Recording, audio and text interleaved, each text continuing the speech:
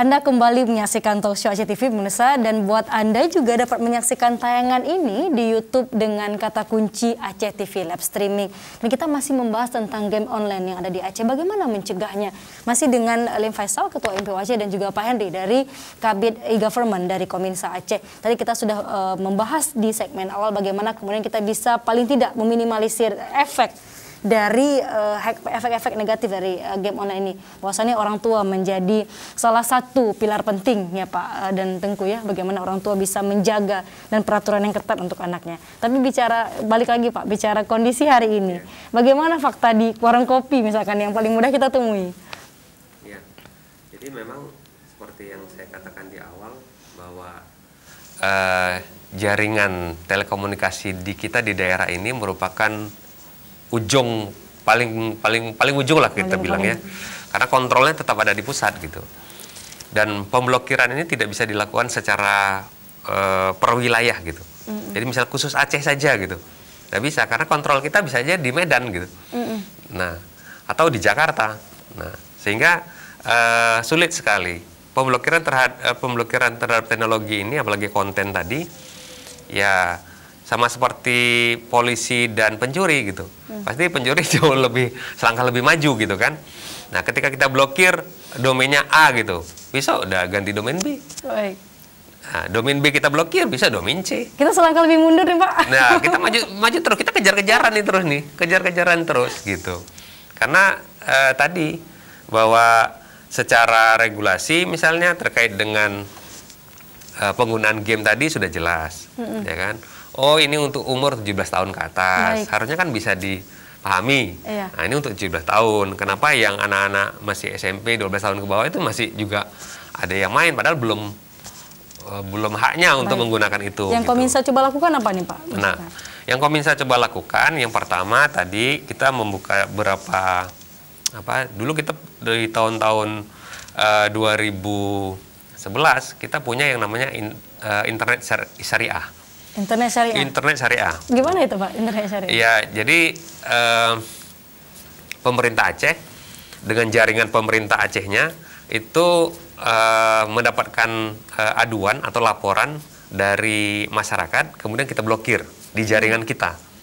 Jadi kan pemerintah Aceh ini kan punya jaringan sampai ke 23 kabupaten kota. Cuman bukan jaringan telekomunikasi, jaringan yang disiapkan ke kantor-kantor pemerintah. Dan di situ ada wifi gratis di kantor pemerintah. Tapi hanya di kantor pemerintah? Hanya di kantor pemerintah gitu. Itu terbatas juga Pak? Iya, terbatas. Karena terkait dengan kewenangan siapa yang pegang kontrol di atasnya ini. Nah, untuk itu kita buat. Kemudian aduan-aduan masyarakat.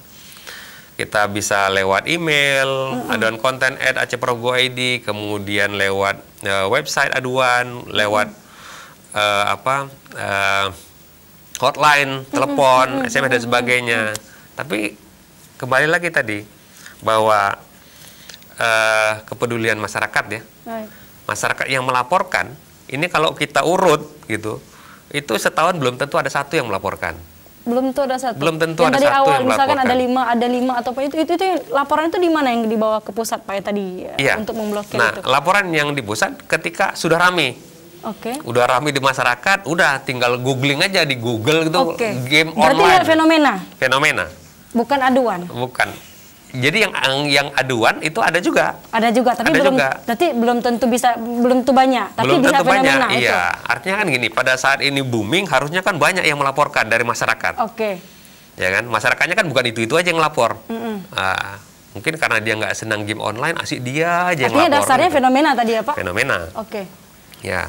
Nah kemudian aduan-aduan tadi itu kita tampung, kita teruskan ke kementerian. Nah di sana pun ada tim pengkajinya gitu. Jadi nggak sembarang, karena bisa dikomplain nanti sama pemilik website atau pemilik game itu. Kenapa game saya diblokir? Nah harus ada dasar juga mereka memblokir. Nah persoalan di dunia maya ini, misalnya judi online, bagaimana kita bisa membuktikan bahwa si A sedang bermain judi online? Bagaimana? Kan susah, karena uangnya nggak ada. Dia cuma megang HP saja, gitu kan? Mungkin dia belinya di mana-mana gitu. Nah, kemudian dia main, ya kan? apa yang terlihat gitu agak susah memang dibuktikan. Baik. Kecuali tertangkap tangan. Oke. Sedang main gitu tertangkap tangan. Nih, nah betul. Ini ada transaksi. Oke. Tertangkap tangan. Ya. Nah, kalau nggak ada tertangkap tangan kan susah dibuktikan. Ya kan? Nah, di warung-warung kopi orang main misalnya main game gitu. Nggak ada Pak, main game aja. Memang di game itu ada yang free. Ada yang kemudian ketika sudah ketagihan baru berbayar. Iya. Gitu. Nah, jadi kalau yang free buktinya apa dia sedang bermain di online? Baik, tapi tadi ada faktor-faktor yang misalkan tadi akibat dari tadi, efeknya, betul, efek negatif yang ditimbulkan, Bapak. Ya. Bagaimana ada jenis-jenis game masyhur bahkan, ya seperti kita bilang PUBG, Mobile Legends, Free Fire yang bahkan masuk menjadi cabang olahraga. Betul. Dan juga nanti di 2021 kita bisa 2019 sampai 2020 ini menjadi cabang olahraga yang juga dipertandingkan. Kalau kita lihat dari kondisi yang ada, Bapak, apakah ini bisa tadi kita pakai kata mencegah itu gimana? Kan sebenarnya ketika itu dilakukan secara berlebih-lebihan. Kalau kita berenang terus pun, sehari kita berenang terus 1 kali 24 jam, mungkin itu membuat efek kita juga bisa meninggal kan gitu. Kan ketika itu dilakukan berlebihan. Game ini kalau hanya sekedar lagi suntuk nih nggak ada ngerjain 1 jam game, dah habis itu udah. Tapi kan tadi awalnya gitu Pak, awalnya tadi coba-coba, terus akhirnya ketagihan sendiri, kecanduan sendiri. Itu kemudian yang jadi dasar-dasar dari MPU, Lemesar. Itulah tadi kalau kita berbicara tentang pencegahan, ini harus terlibat semua kita. Jadi misalnya di warung-warung, di kafe-kafe yang wifi gratis, itu juga mereka harus berpartisipasi. Kalau misalnya ini yang bermain game ini anak-anak, itu mereka bisa mengawasin. Tidak boleh main game ini di warung saya untuk usia kamu. Itu bagian partisipasi. Jadi jangan hanya semata-mata menciptakan agar banyak orang yang minum kopi di tempat kita tanpa memperhatikan bagaimana Aceh ini di masa yang akan datang. Itu perlu kita perhatikan. Jadi beberapa warung kopi kita di Aceh ini yang melarang dan tidak memasang wifi, tapi ternyata orang minum kopi penuh juga. Kenapa? Karena itu memang betul-betul tujuannya untuk minum kopi. Kalau tujuan untuk minum kopi kan cari di mana kopi yang betul, kopi yang enak.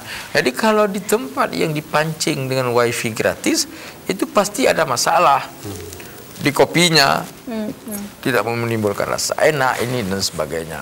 Tapi yang perlu dipahami bahwa setiap rezeki tadi yang kita peroleh, apabila itu ada hal-hal yang bersinggungan dengan agama, maka sekurang-kurangnya rezeki ini kurang barakah. Kurang barakah. Pada waktu kita usia muda, ya tidak ada masalah.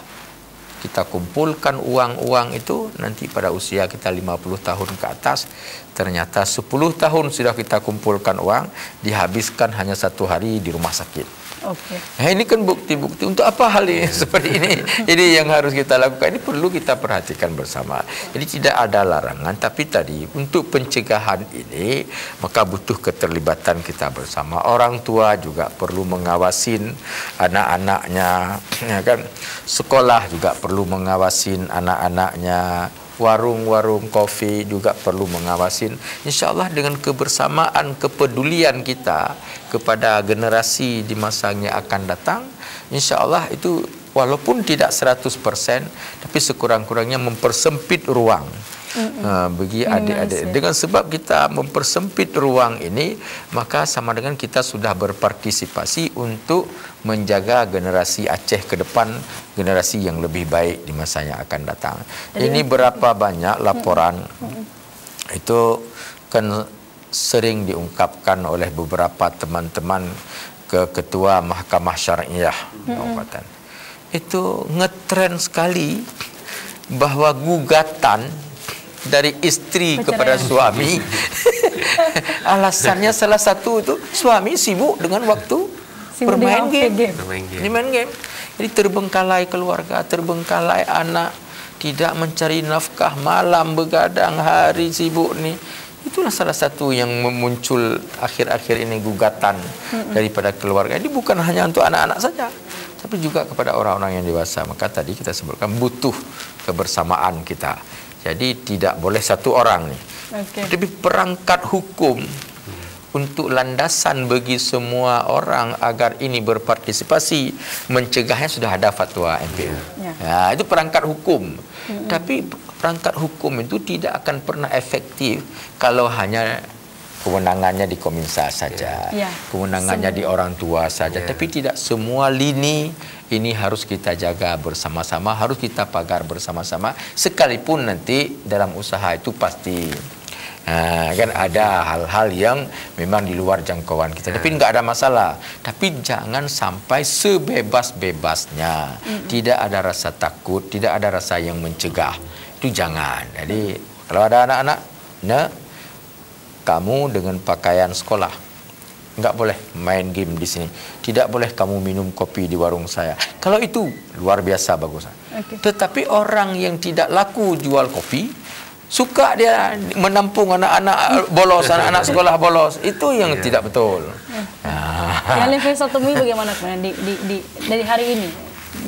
Dari hari ini sesudah kita keluarkan fatwa hukum, sudah ada inisiatif dari sebahagian teman-teman, ada LSM yang peduli, ada warung kopi juga, walaupun belum semuanya, karena warung kopi di kita pun banyak sekali, tumbuh bagaikan tumbuh jamur. Warung kopi ini kan dikelola oleh anak-anak muda, tapi ada sebahagian. Jadi upaya dari fatwa ini sudah ada, dilakukan oleh teman-teman sebahagian agar mereka ada warung kopi yang dulu juga menyediakan wifi gratis, tapi dengan keluarnya fatwa mereka stop, nggak lagi. Mereka stop, tidak lagi, biar nggak ada kopi, nggak ada. Tapi mereka menghindari karena tadi cari berkah. Yang kedua, bagaimana kita menginginkan Aceh ini ke depan, menyelamatkan generasi itu ke depan, kayak mana kalau disibukkan dengan permainan game. Kita tidak boleh mencontoh orang luar juga ada main game. Itu jangan sekali-sekali kita contoh. Kenapa? Karena ilmu pengetahuan masyarakat kita belum sama seperti orang luar. Jadi kalau kita belum siap untuk itu. Jadi kemajuan ini kita belum siap untuk meresponnya. Tapi kalau bagi orang misalnya di Amerika kita lihat, itu mereka hari kerja nggak ada terkait dengan game nih. Tapi kalau Sabtu Minggu itu mereka gila-gilaan. Kenapa? Karena tuntutan pekerjaan yang mereka di Senin Kamis itu harus mereka bekerja maksimal, walaupun nanti sebahagian dihabiskan pada hari Sabtu dan Minggu. Tapi itu kan nggak ada masalah, tidak semuanya. Kita nggak, kadang-kadang hari-hari Senin juga main game. Dan tadi Pak Henry jadi di mana-mana coba kita lihat sekarang ini, kalau kita turun ke kampung-kampung, sayang sekali. Padahal mereka itu tinggal di daerah yang produktif pertanian. Tinggal di daerah yang produktif, tapi mereka tidak mau lagi ke kebun, tidak mau, disibukkan duduk di warung kopi. Itulah ceritanya. Ya, kalau ini yang cerita, maka kapan Aceh ini bisa keluar dari kemiskinan? Kita salahlah masyarakat, kita salahlah pemerintah. Tapi pemerintah tidak ikut andil. Tapi kita tidak ikut andil, tidak ikut andil di dalamnya. Ada tanah yang sebesar ini, tanah yang sebesar ini. Kenapa misalnya ini kita tahu ini bulan puasa ini banyak masyarakat yang butuh timun misalnya. Kenapa nggak ada upaya tanam timun? Itulah yang menjadi problem itu, gara-gara disibukkan dengan game itu tadi. Nilai ekonomisnya mungkin lama kalau hancur semuanya. Ini lebih cepat ngasilin duit nih Pak Henry. Kan hasil nggak cepat. Iya, masa secara hitung-hitung matematikanya. Karena nggak hanya untuk satu orang. Jadi ada pemain game itu misalnya 20 orang. Yang dapat duit satu orang, dan itu tidak banyak. Tapi efeknya luar biasa. Ini tadi kita berbicara tentang pengawasan, tentu butuh kebersamaan kita semuanya. Dengan kebersamaan itu, insya Allah ini bisa kita minimalisir adik-adik kita, anak-anak kita, dan juga orang-orang tua daripada bermain game. Baik. Poin minimalisir lainnya apa Pak Henry? Poin yang bisa dilakukan. Jadi memang fokusnya ini harus dialihkan gitu. Sebagai pemuas dari game tadi itu harus dialihkan. Nah, dia misalnya tadi sebagai petani gitu. Nah, sekarang kan banyak tuh YouTuber dari pertanian. Dia liput aja bagaimana cara menanam kangkung misalnya hidroponik gitu. Itu aja diliput, taruh di YouTube-nya. Itu aja udah bisa penghasilan uang kan itu. Nah, yang begitu saja. Mungkin pengalihan tadi dari game ke tempat yang lebih produktif lah. Ya sama-sama menghasilkan uang gitu kan. Kalaupun dihitung cara ngambil uangnya tadi gitu. Nah, kalau bisa ada yang lebih positif. Nah, karena ketika kita membuat satu produk konten di digital ini, itu kan dia penikmatnya bukan hanya dirinya, tapi orang sedunia kan gitu bisa dan akses. Anak-anak juga. Iya. Bagian yang ditakutkan ini. Betul. Nah, jadi yang anak-anak ini juga misalnya, ya dia karena sebenarnya kan anak-anak itu belum bisa terlalu membedakan mana yang baik, mana yang buruk, kan juga harus gitu kan? Didukung oleh orang Iya. lain. Nah, kita kasih pisau pun dia kadang-kadang dia potong-potongnya tangannya itu, karena dia belum bisa membedakan gitu, dari umurnya itu tadi. Nah, ini kan sama aja. Kita serahkan handphone sama dia gitu.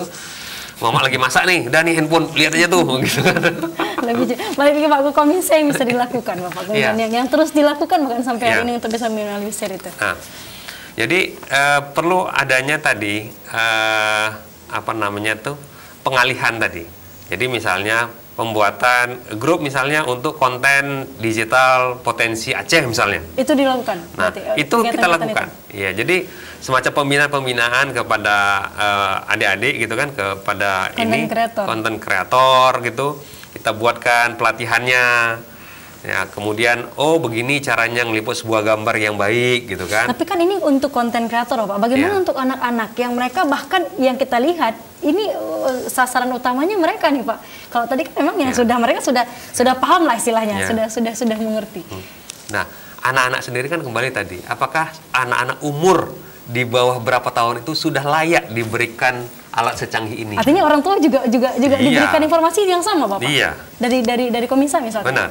Jadi kita lakukan sosialisasi kepada tadi orang-orang tua, kemudian para ibu guru di sekolah-sekolah gitu ya. Nah, jadi ya tetap tadi memang harus semuanya nih keroyokan nih untuk karena kalau tidak nggak bisa, hanya pemerintah saja nggak bisa juga gitu kan. Harus melibatkan masyarakat gitu. Karena kadang-kadang masyarakat kita juga begitu, itu bukan keluarga saya, biarin aja. Tapi ketika keluarganya, itu baru. Tapi ada nilai yang hilang gitu. Kemudian nilai kalau kita lihat ada dari sebelumnya. Tapi bagaimana? Berarti kalau diblokir sama sekali emang nggak bisa? Nggak bisa. Kalau udah diblokir emang nggak bisa? Nggak bisa. Berarti ini bukan nggak bisa, pemblokiran itu bisa, tapi kemudian dia akan berubah nama lagi. Akan berubah, dia cepat berubah. Iya. Jadi bisa saja jam 10 di blok, jam 11 sudah ganti lagi namanya. Kita angkat telepon dulu Bapak. Assalamualaikum, dengan siapa? Bu Yus, dicotkeun, silahkan Bu Yus. Halo Bu Yus. Baik. Untuk Bu Yus mungkin bisa dicoba lagi, dan juga buat Anda pemirsa juga bisa berinteraktif bersama kami di sini untuk hal-hal yang ingin Anda tanyakan atau yang kita ingin diskusikan. Di nomor telepon bisa Anda lihat di layar televisi ataupun juga di layar yang Anda saksikan. Baik Pak, balik lagi tadi dengan kondisi yang ada Pak, bagaimana? Ya. Ini tadi kalau saya lihat dari Bu Yus ini mungkin ibu-ibu ya. Ibu-ibu ya, bagaimana nih anak saya? Jangan kasih handphone Bu anak-anaknya gitu. Tapi nggak bisa juga Pak. Gurunya bilang daring gitu, harus kasih handphone. Nah sementara kan orang tua juga kadang-kadang ada yang dua-duanya kerja gitu. Siapa yang jaga anaknya di rumah? Ya kan? Baik, kita angkat lagi ya. Assalamualaikum. Assalamualaikum. Bu Yus. Bu Yus silahkan, Ibu Yus, kami. Halo? Oke, mungkin ada gangguan. Baik, kita coba lanjutkan. Jadi Bu Yus bisa coba terus menelpon. Pak, silakan tadi kita bisa lanjutkan lagi. Iya, jadi itu tadi yang intinya ya kita harus bersama-sama gitu untuk melakukan sosialisasi, pengawasan, ya. Kepedulian itu yang lebih diutamakan, kepedulian masyarakat. Kalau bukan keluarga kita, ya kita harus mau peduli bahwa dia itu adalah bagian dari kita gitu. Nah, karena kalau misalnya ini bukan keluarga saya kemudian saya biarkan saja, ya itu nanti bisa jadi nanti keluarga saya akan dibiarkan juga oleh orang lain. Baik, gitu. Itu terus bergulir ya Pak. Bagaimana betul. Kemudian dari pusat misalkan Pak? Apakah misalkan tadi yang PUBG itu sudah minta diblokir? Sudah diblokir? Belum. Karena memang dari hasil kajiannya PUBG itu olahraga. Iya, olahraga gitu. Dan juga yang lainnya belum. Berarti Yang sudah diblokir itu judi online. Judi online. Judi online itu sudah diblokir, tapi muncul yang lain. muncul yang nama-nama baru. Muncul nama-nama baru tadi gitu. Oke, baik. Udah kita usulkan yang ini, ya udah diblokir, keluar nama lain, ya. Berarti pengusulan itu lihat tadi fenomena-fenomena yang terjadi, Pak Hendro. Ya. Jadi pengusulan tadi sebenarnya kan hasil laporan. Laporan masyarakat. Karena kan nggak mungkin kita yang mencari gitu ya. Kalau pemerintah mencari, nanti kerjaan pemerintah asik nyari website judi online aja gitu kan. Nggak bisa kerjain yang lain. Tapi penting juga Pak, karena kan terus berjamur kan. Mungkin ada tim khusus atau seperti itu misalnya. Iya. Dulu ada tim khususnya. Bahwa itu khusus untuk mencari terkait dengan konten-konten ilegal tadi. Termasuk yang dalam perjudian. Tapi kemudian dan tidak akan pernah habis gitu. Temu lagi 10, besok temu 100, temu 100, ya muncul lagi 100 lagi. Artinya ini fenomena-fenomena ini kan akan terus ada. Akan terus ada. Akan terus ada. Iya. Berarti juga kita tadi kan, kalau misalnya tadi Pak bilang kita selangkah harus lebih maju daripada mencuri. Kalau kita pakai misalkan. Kalau kita lihat fenomena itu, maka disinilah pemerintah pusat harus berperan. Jadi harus berperan ya. Pemerintah pusat. Jadi di Indonesia ini kan mayoritasnya Muslim kita. Jadi tidak ada salah kalau misalnya hak-hak Muslim ini diutamakan sedikit dalam hal-hal yang seperti itu. Ya, jadi pemerintah kalau hal-hal yang seperti ini tidak diawasin, maka apa yang terjadi dengan beberapa hari ini kita lihat. Ya, kan misalnya hari ini ada demo. Itu coba lihat bagaimana penyebaran yang disampaikan dengan massa demo. Seakan-akan sudah penuh kota Jakarta dengan demo. Ini kan membahayakan bagi pemerintah sendiri. Ya, jadi sebenarnya pemerintah kalau tidak ada upaya mengontrol peredaran internet ini, sama dengan pemerintah menyediakan pisau untuk membunuh dirinya. Ya, jadi ini kita sampaikan, ini bukan masalah, bukan per orang. Jadi pemerintah itu perlu kontrol. Jadi tadi Aceh tidak punya kemampuan kita, tapi pemerintah pusat kan punya kemampuan itu. Dan kita melihatlah negara-negara lain bisa, kalau itu kemauan dari negara. Kalau kemauan itu dari negara. Nah, makanya kita nih kalau kita pergi ke Amerika misalnya, tidak semudah di Indonesia ini kita bisa mendapatkan nomor HP. Berbulan-bulan kita harus buat permohonan. Gitu. Kalau kita dengan biaya murah bisa di mana pergi sebentar saja, barang 15 hari sampai ke sana beli kartu nggak akan pernah. Itu dapat. Kenapa? Karena kebijakan negara adalah yang sangat ditakutkan tentang bahaya negara digunakan oleh teroris dan sebagainya. Maka hal yang utama di luar negeri, di Amerika terutama sekali, pengontrolan terhadap ini. Ini yang tidak kita lakukan, maka itulah yang kita rasakan. Kontrol elektronik.